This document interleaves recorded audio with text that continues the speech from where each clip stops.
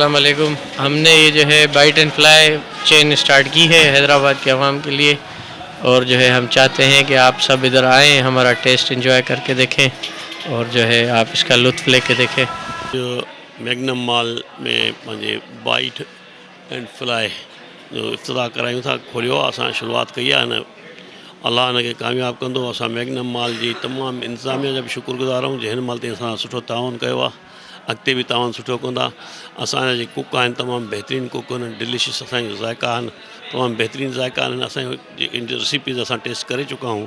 उमेदु रखूं था त मैग्नम मॉल पर्टिकुलरली ऐं ख़ासि करे सॼी हैदराबाद खे सभिनी खे असां इनवाइट कयूं था, अचो असां तमामु सुठे रेटनि ते ऐं तमामु सुठी वैरायटी तव्हांखे पेश कंदासीं।